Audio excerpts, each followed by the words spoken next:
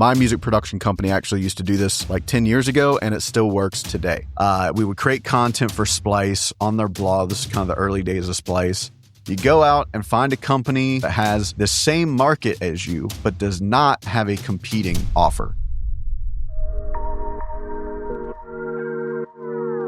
Hey everyone, Daniel Grimmett here. You're listening to Producer Management, the podcast that lets you in on real conversations between professional music producers and their teams. The deals, the strategies, and the unfiltered advice. This show is brought to you by my company, Dark Label Music. When producers want clarity, strategy, and growth, they call us. We're hired as a strategic partner, part management, part creative and business development, designed for the realities of being a music producer right now. So whether you're a small studio or a Grammy-winning veteran, reach out to us at darklabelmusic.com to see if we can help. All right, hey everybody, I hope that you're having a great summer so far. I've got an interesting episode for you today. I'm going to tell you about a business tactic that very few music producers actually do, but I think that more of them should try it. It does take a little bit of legwork, but it has a massive upside and can lead to more clients. It can grow your personal brand and even expand your network. And it typically doesn't cost any money to do this up front. I'm going to tell you what it is, show you an example, and then go through every step you need to follow in order to implement this tactic. My music production company actually used to do this like 10 years ago, and it still works today. Quick note for the OG listeners, this is a repost from our old podcast, Music Pro Daily, but it's been over a year since we first shared this episode, so most of you have probably forgotten about it, and it will be the first time hearing it, of course, for those of you who are new to the podcast. Here's the episode. Okay, so last week I was working on an idea for an upcoming YouTube video that we're making for the Dark Label channel. It's about why I quit my six-figure music production business, but I was stuck because I could not figure out what I wanted to make for the thumbnail image. And I can't record the video until the title and the thumbnail image is done, which meant that now I was behind schedule. So I decided to jump on YouTube and start looking around for some thumbnail inspiration. And I came across a channel called How to Write Songs. Do you guys know this channel? They make like educational videos for songwriters. And there was a video on this channel, I think it's the most recent one, with the title that said, Scam or Legit? We tested an online recording studio with our new song. And that piqued my interest, of course, because a lot of my producers, although they don't necessarily call themselves an online recording studio, they do a lot of remote work. So this affects the lane of business that they are in. So I wanted to watch, and I'm praying to myself, man, I hope they had a good experience in this video, because I'd hate for 100,000 songwriters. It's a big channel. I'd hate for 100,000 songwriters to think that remote work is not a good option for them.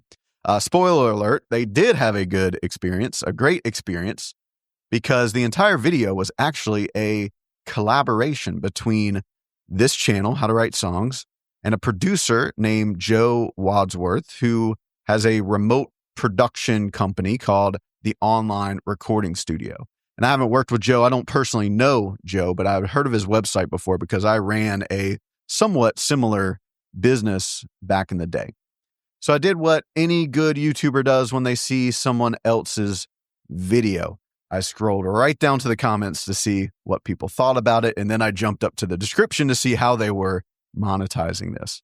And then I watched the video. But the comments, man, the comments were just filled with people that either already worked with this guy's company and love what they do, or people that haven't worked with him yet, but were just making comments about how valuable the process looked and that it seemed like a really good deal financially. They got their song made for, I forgot, $800, $1,000 or something. Really good demo fleshed out. And people are like, oh, that makes sense. That's good. So I was like, okay, cool. Positive response here. And then in the description under the video, I went up there and looked, and there was a trackable link where you could book a call with that producer and get a 10% discount on your first song. Now, the discount I could take or leave. That's not the genius move here. The genius move is obviously the collaboration itself. You go out and find a company, entity, or influencer that has the same market as you, but does not have a competing offer. So in this example, both the online recording studio guy and the How to Write Songs YouTube channel have the same market, songwriters, probably like up and coming songwriters, people getting started with songwriting. But one of them sells production and the other one sells education. So for example, back in the day at my production company, when I ran that, we used to do joint ventures with like Splice. We would create content for Splice on their blog. This is kind of the early days of Splice. And at the time, there were a lot of DJs on the platform, either using their collaboration tool, which they were kind of more known for that before the sample stuff. But obviously the samples were there too. So DJs would be there getting samples or using the collaboration tool. And we did a lot of like top lining songwriting, projects for DJs back then. This was 2015-ish probably. So it made sense, right? Similar audience, different offers. Maybe for you, it's Lander or American Songwriter Magazine or another YouTube channel. So I would start by making a huge list of various companies and channels that reach the same market that you want to work with.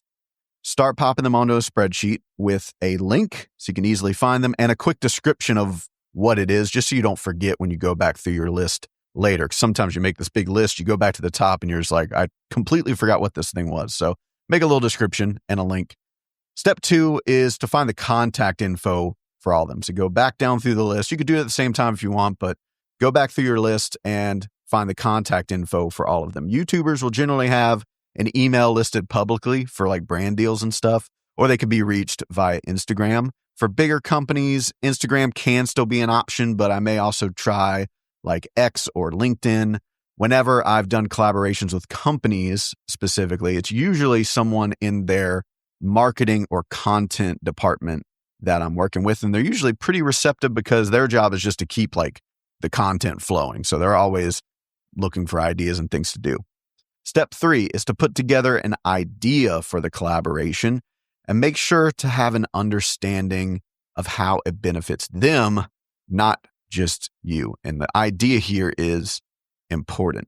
For example, if you read our last issue, number 21 of the Producer Files, our newsletter, then I briefly touched on this. We had a producer who had an Instagram reel go viral, and he used a popular AI tool to make the content. I got in contact with that AI vocal tool, and in our discussions, I mentioned that this story could be a use case for them to tap into a more pro-user market by demonstrating how their software can be used by producers to make content that attracts paying clients. So brand new use case that they can introduce to the market. Step 4 is to start reaching out to people on your spreadsheet. And I would do this in small batches because you may get into some long conversations.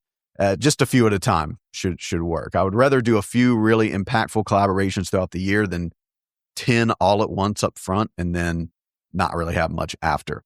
Follow-up is going to be key here. Don't annoy people every week, but just so you know, companies and busy YouTubers have a lot going on. Even if you've already gotten the conversation going, you will most likely have to keep things moving on your side.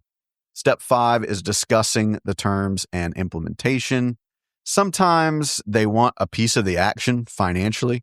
Like, for example, I would assume, I don't know for sure, but I would assume that the video with how to write a song, they have a trackable link. I assume they get a little piece if one of their viewers books a song through Joe's company. I don't know for sure, but sometimes they will want a piece. Other times they don't really care about that. They just want cool content for their audience, or to give them some kind of deal or something cool. It's just for goodwill. I've had it go both ways. Just ask them what would benefit them the most. Then create an implementation plan. Ask them when they would want to roll this out, and then you make a timeline with action steps and send it to them. Don't wait for them to do it. They can adjust your plan if they need to, but you go ahead and show them, hey, I'm ready to go. Let's do it. The last point I'll make is this: the most ideal way to approach collaborations is through people you know. So if you know someone who has an audience online or works for a company or knows someone that knows someone and can make you an intro, then that will typically cut the effort in half. Not required, but it definitely makes it easier. And again, I want to stress that this has to be beneficial to them and their audience, those they serve, their customers, whoever. If they get the vibe that you're just doing a promo campaign for yourself, then they're probably not going to respond. Really take some time to flesh out a remarkable idea that is clearly beneficial to their audience and make it a win-win. If you go to producermanagement.com, you'll find links to jump on our newsletter, which I highly recommend because it's the perfect companion to the show. And if you enjoy what we're doing here, please leave us a 5-star review or share it with a friend. Thanks for listening. That's the episode.